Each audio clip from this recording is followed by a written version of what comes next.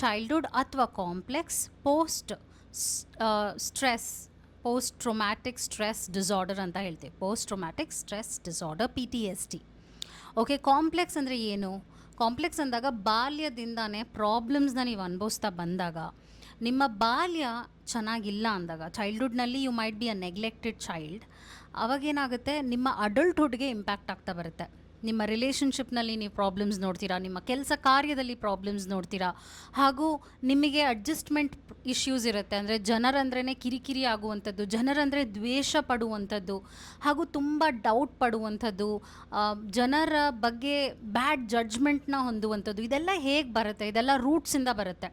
ನಿಮ್ಮ ಬಾಲ್ಯದ ಅನುಭವಗಳ ಮೇರೆಗೆ ಇದೆಲ್ಲ ಆಗುತ್ತೆ. ಯಾವಾಗ if you are expose to a lot of negativity.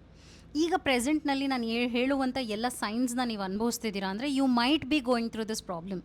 ಮೊದಲನೇ ವಿಷಯ ಏನಾಗುತ್ತೆ ಅಂದರೆ ಅಟೆನ್ಷನ್ ಪ್ರಾಬ್ಲಮ್ಸ್, ಫೋಕಸ್ ಮಾಡೋಕ್ಕಾಗ್ತಾ ಇರೋದಿಲ್ಲ, ಹಾಗೂ ಕೆಲಸನ ಕಂಪ್ಲೀಟ್ ಮಾಡೋಕ್ಕಾಗ್ತಾ ಇರೋದಿಲ್ಲ, ಅರ್ಧಂಬರ್ಧ ಕೆಲಸ ಮಾಡುವಂಥದ್ದು, ಝೋನ್ ಔಟ್ ಆಗುವಂಥದ್ದು, ಯಾರೋ ಏನೋ ಮಾತಾಡ್ತಿರ್ತಾರೆ ಗಮನ ಇಡಕ್ಕೆ ಆಗದೆ ಇರುವಂಥದ್ದು, ಇದೊಂದು sign you might be going through this problem. ಎರಡನೇ ವಿಷಯ, ಅನ್ಅಟೆಂಡೆಡ್ ಚೈಲ್ಡ್ಹುಡ್ ಇಶ್ಯೂಸ್. ಅಂದರೆ ನಿಮ್ಮ ಬಾಲ್ಯದಲ್ಲಿ ನಿಮಗೇನೋ ಒಂದು ನೋವಾಗಿದೆ, ಮೇ ಬಿ ನಿಮ್ಮ ಅಮ್ಮ ನಿಮಗೆ ಸರಿಯಾಗಿ ಟ್ರೀಟ್ ಮಾಡದೇ ಇರ್ಬೋದು, ಅಥವಾ ನಿಮ್ಮ ತಂದೆ ಅಥವಾ ನಿಮ್ಮ ಸಿಬ್ಲಿಂಗ್ಸ್, ನಿಮ್ಮ ಸಹೋದರರ ಜೊತೆ ಪ್ರಾಬ್ಲಮ್ಸ್ ಇರ್ಬೋದು. ಅದು ಈಗಲೂ ನೀವು ಕ್ಯಾರಿ ಮಾಡ್ತಾ ಇದ್ದೀರಾ, ಈಗಲೂ ಆ ದ್ವೇಷನ ಕ್ಯಾರಿ ಮಾಡ್ತಾ ಇದ್ದೀರಾ.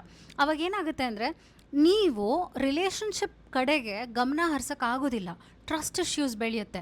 ಜನರೇ ಹೀಗೆ ಅಂದರೆ ನಿಮ್ಮ ಫ್ಯಾಮಿಲಿಲೇ ನೀವು ಪ್ರಾಬ್ಲಮ್ಸ್ ನೋಡಿದಾಗ ಆಚೆ ಜನರನ್ನ ನಿಮಗೆ ನಂಬೋದಕ್ಕೆ ಕಷ್ಟ ಆಗುತ್ತೆ. ಇದೊಂದು ಇಶ್ಯೂಸ್ನ ಫೇಸ್ ಮಾಡ್ತಿರ್ತೀರ ರಿಲೇಷನ್ಶಿಪ್ನಲ್ಲಿ. ಹಾಗೂ ತುಂಬ ನೀವು ಎಕ್ಸ್ಪೋಸ್ ಆದಾಗ ನೆಗೆಟಿವಿಟಿಗೆ ನಿಮಗೆ ಪಾಸಿಟಿವ್ ಕಡೆಗೆ ಹೋಪ್ ಇರೋದಿಲ್ಲ. ಅಂದರೆ ಪಾಸಿಟಿವ್ ಫೀಲ್ ಮಾಡೋಕ್ಕೆ ಆಗೋದಿಲ್ಲ, ಒಳ್ಳೇದಾಗುತ್ತೆ ಅನ್ನೋ ಹೋಪೇ ಇರೋದಿಲ್ಲ ನಿಮಗೆ. ಕೆಟ್ಟದ್ದೇ ಆಗುತ್ತೆ, ಓವರ್ ಥಿಂಕಿಂಗ್ ಮಾಡುವಂಥದ್ದು, ಹೀಗೆ ಆಗುತ್ತೆ ಅಂತ ನನಗೆ ಗೊತ್ತಿತ್ತು ಅಂತ ಹೇಳುವಂಥದ್ದು. ಅದಾದ ನಂತರ ನಿಮ್ಮ ಬಗ್ಗೆ ನೀವು ಡಿಸ್ಕನೆಕ್ಷನ್ನ ಹೊಂದಿರ್ತೀರ. ನಿಮ್ಮ ನೀಡ್ಸ್ ಇರ್ಬೋದು, ಕೇರ್ಲೆಸ್ನೆಸ್, ನಿಮ್ಮ ಬಾಡಿ ಮೇಲೆ ಕೇರ್ಲೆಸ್ನೆಸ್ ಇರ್ಬೋದು, ಈಟಿಂಗ್ ಪ್ರಾಬ್ಲಮ್ಸ್ ಇರ್ಬೋದು, ಅಥವಾ ಒಬೆಸಿಟಿ ಇರಬಹುದು. ಅಂದರೆ ನೀವು ನಿಮ್ಮ ಬಾಡಿ ಬಗ್ಗೆ ಗಮನ ಹರಿಸದೇ ಇರುವಂಥದ್ದು.